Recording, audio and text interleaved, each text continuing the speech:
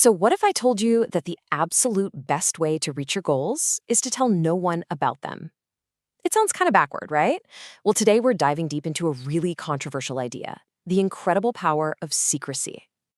Think about it. We're always told, share your goals, put it out into the universe. But what if that's actually a trap?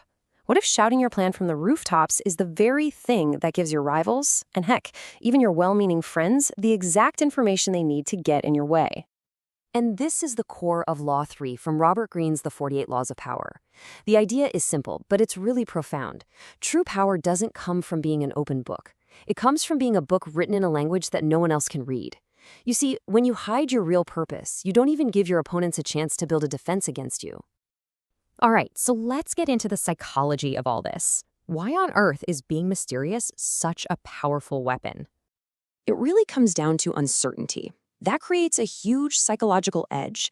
If people have no clue what you're going to do next, they can't counter you. They start to hesitate. They get cautious.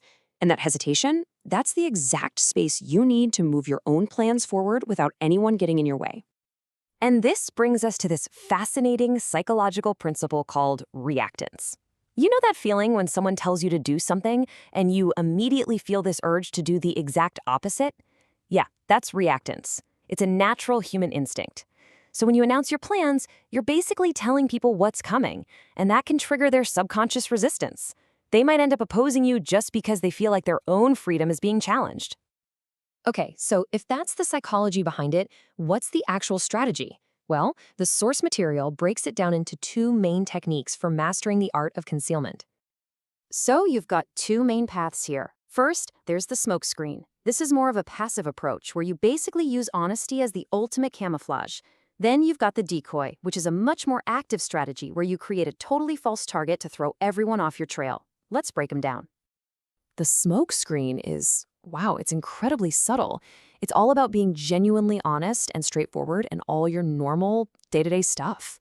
You build up so much trust that when it's finally time for you to make your big move, nobody even thinks to question your motives. Your own sincerity becomes the perfect disguise. This is a perfect example of the smokescreen in action.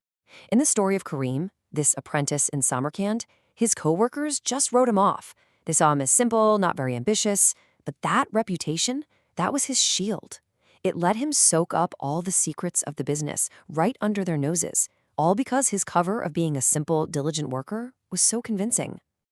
Now, the decoy, this is a more aggressive move. It's active misdirection. You don't just hide what you're really after. You invent a totally fake goal and you dangle it right in front of your rivals. And while they're off wasting all their time and energy chasing this illusion, you're completely free to go after your real objective, totally unopposed. And here's Kareem's decoy, playing out perfectly. He was always talking about how he wanted to retire to a quiet little farm. He even bought small, seemingly useless plots of land to really sell the story. His rivals just saw a tired old man planning his retirement. What they didn't see was that those worthless plots of land were right on the path of a new, secret trading route that he was planning.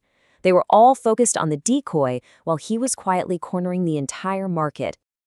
And this isn't just some old story, you know? Let's take a look at how some of the most influential figures in history have used this exact same principle to literally change the world. I mean, history is just filled with masters of this game. You've got politicians like Otto von Bismarck pretending to be harmless to unify Germany. You've got companies like Apple developing the iPhone under a legendary veil of secrecy.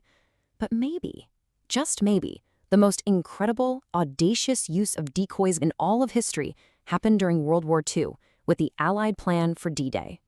This was called Operation Bodyguard, and it was the ultimate decoy. I mean, just think about this. The Allies built a completely fake army. We're talking inflatable tanks, wooden airplanes, the whole shebang. They used double agents to leak convincing but totally false intel to make the Germans think the invasion was coming it past to Calais. And while the German army was staring at an empty stretch of coast, the real invasion force was storming the beaches of Normandy, changing the entire course of the war. Okay, so all of this brings us to a really crucial question. I know what you're probably thinking. Isn't this just a manual for being a manipulative person? It's so easy to see it that way, but there's a really important line between smart strategy and just harmful deception. Look, the principle here isn't about committing fraud or hurting people. It's about strategic silence. Think of it like defensive driving, but for your ambitions. In a competitive world, telegraphing your every single move is just a bad strategy. You're not trying to trick people into a bad deal. You are simply protecting your own plans from interference that you don't need. This quote from the story of Kareem really just sums it all up perfectly, doesn't it? Your plans, your ambitions, your next big idea, these things are valuable. They're a treasure. And just like any treasure, they need to be protected. Advertising them to the whole world is like leaving your gold sitting out in the open for anyone to just walk up and take. So that's the real question I want to leave you with. In this world that more and more seems to demand total transparency, how do we use this ancient wisdom? For you personally, where do you draw that line between smartly guarding your goals and just being deceptive? The answer isn't simple, but just understanding the power you're dealing with, well, that's the first and most important step.